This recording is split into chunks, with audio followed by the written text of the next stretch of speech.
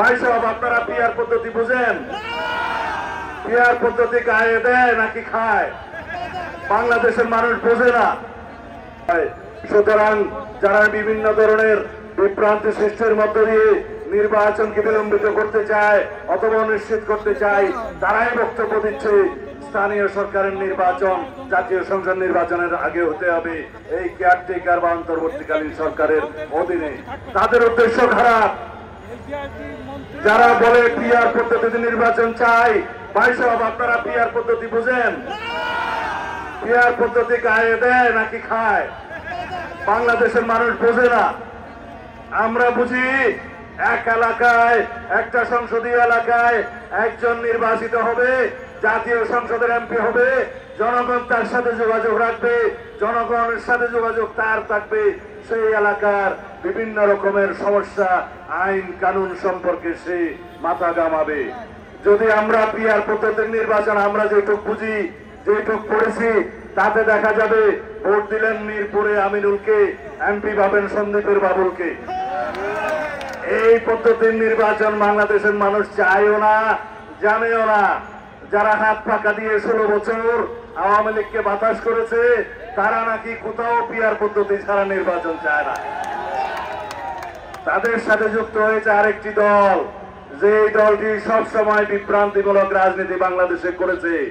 এক সময় স্বাধীনতার বিরুদ্ধে গেছে, আরেক সময় জনগণের বিরুদ্ধে গেছে, আরেক সময় মানুষের সেন্টিমেন্টের বিরুদ্ধে গেছে।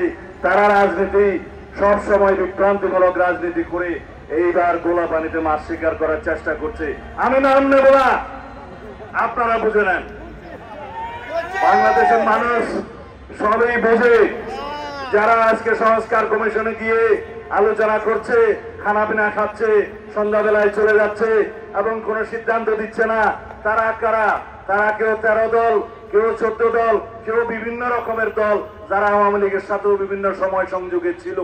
তাদের বক্তব্য শুনে যদি সংস্কার কমিশনে সিদ্ধান্ত নিতে হয়, জাতির জন্য দুর্ভাগ্য হবে। আমি বলছি না যে ওখানে সবাই আওয়ামী লীগের সাথে ছিল, কিন্তু কিছু কিছু দল ছিল যাদেরকে ওখানে আহ্বান করা হয়েছে।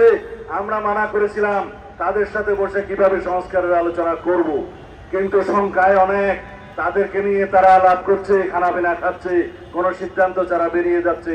এভাবে আজকে জুলাই মাসের 18 তারিখ যদি জুলাইয়ের ভিতরে জুলাই সনদ অর্থাৎ জাতীয় সনদ প্রণীত না হয়, সেজন্য দায়ী থাকবে এই সংস্কার কমিশন, ঐক্য কমিশন এবং এই অন্তর্বর্তীকালীন সরকার। আমাদের উপরে দোষ চাপানোর চেষ্টা চলছে অবিরাম। বিএনপির কারণে নাকি সংস্কার হচ্ছে না। এক এক করে প্রতিদিন সাংবাদিক বন্ধুদের বলছি, প্রত্যেকটা ঐক্যমতে আসার পিছনে বিএনপির পরামর্শই নিতে হচ্ছে।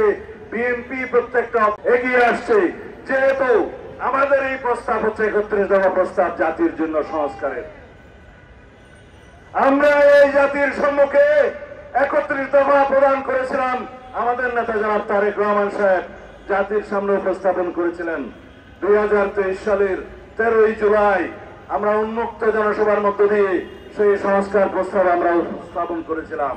কেননা আমরা রাষ্ট্র কাঠামোর সংস্কার চাই, আমরা রাষ্ট্র ব্যবস্থার সংস্কার চাই, আমরা সরকার পরিচালনার বিভিন্ন সিস্টেমের সংস্কার চাই, আমরা গণতান্ত্রিক সংস্কার চাই সংবিধানের, যে এই সংবিধান হবে জনগণের জন্য, যে এই সংবিধান হবে গণতন্ত্রের রক্ষা কবচ, যে এই সংবিধানের মধ্য দিয়ে রাষ্ট্র পরিচালনা হবে, গণতান্ত্রিক ভাবে সরকার পরিচালনা হবে, যে এই সংবিধানের মধ্য দিয়ে সরকার পরিচালিত হলে, রাষ্ট্র পরিচালিত হলে চেকস এন্ড ব্যালেন্স প্রতিষ্ঠিত হবে, ভারসাম্য প্রতিষ্ঠিত হবে, জনগণের অধিকার নিশ্চিত থাকবে, গণতান্ত্রিক অধিকার নিশ্চিত থাকবে, জনগণ সাংবিধানিক ভাবে আর কখনো ফ্যাসিবাদের কবলে পড়বে না, জনগণ সাংবিধানিক ভাবে আর কখনো একদলীয় রাষ্ট্রের ব্যবস্থার পড়বে না, জনগণ আর কখনো শেখ হাসিনার মতো ফ্যাসিস্টদের মোকাবেলা করতে হবে না।